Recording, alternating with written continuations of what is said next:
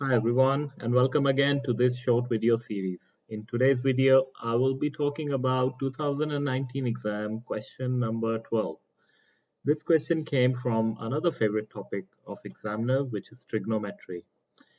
And trigonometry itself is broken down into, we have broken down in this study matrix into four different areas. Uh, the first part is the right angle triangle, non-right angle triangle, and then bearings, and then the combinations, the questions that ask you each of these as one question. In one question, everything is tangled up. So these are the hardest kind of questions. The question that I'm talking about that came in 2019 exam, number 12, is from this one, which is an application of the right angle triangle. So let's open this bit.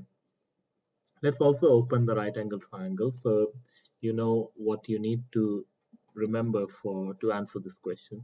For right angle triangles, really, this is all you need to know. Rest is just an application of it. So just memorize the formulas for sine, cosine, and tangent, and you'll be okay as long as you know how to apply it. So let's open this question up.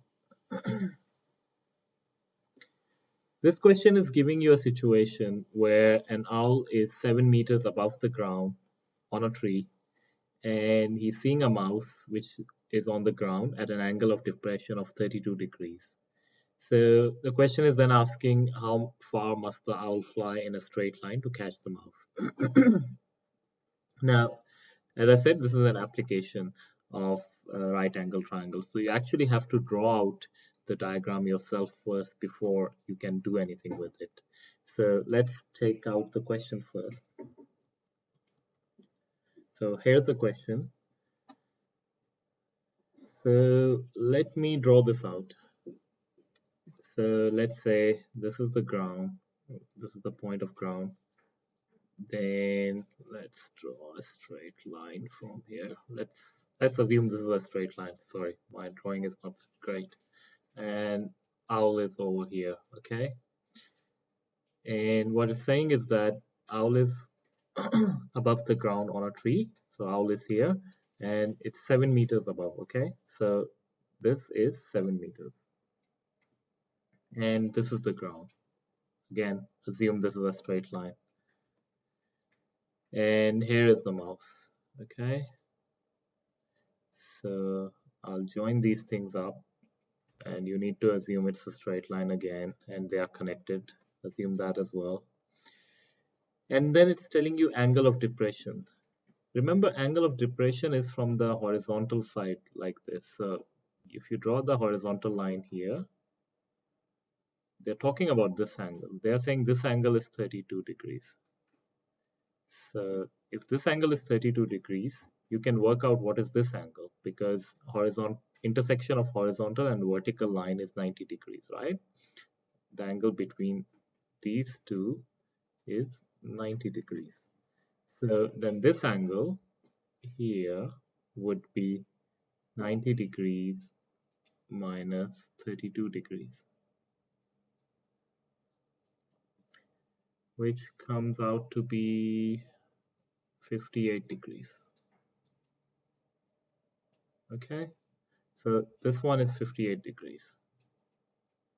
And because this is intersecting with the ground, vertical line intersecting with the horizontal line, though it doesn't look like horizontal, this is 90 degrees. So what now we are in a position to actually answer the question. The question is then asking how far does the owl needs to fly in a straight line, which is this path. This is the flying path. They're asking you to calculate this.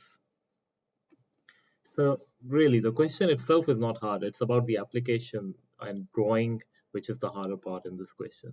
Now, once you have this in front of you, this is a simple application of right angle triangle trigonometry, right?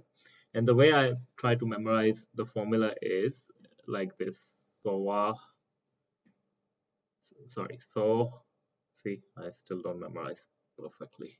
Ka, toa, and I'll tell you what they are, okay? Let's first assign the names, okay? So for a right angle triangle, the line that is facing the 90 degrees is called hypotenuse, okay? So that's H. the side that's next to the angle of consideration is called adjacent. So this is the adjacent. So what we need to find is h. We are given the angle, so we can use the cosine formula. Cosine formula is cos of any angle theta is equal to adjacent over hypotenuse. That's why it was a car here. So in this case, we'll use cos of 58 degrees. Don't use 32. 32 is this angle. We are considering this triangle, right? So 58 degrees, I was about to make a mistake, is equal to adjacent 7 divided by h. And then you need to solve this and work out h, which will come out to be 13.2 meters. So your answer is option D,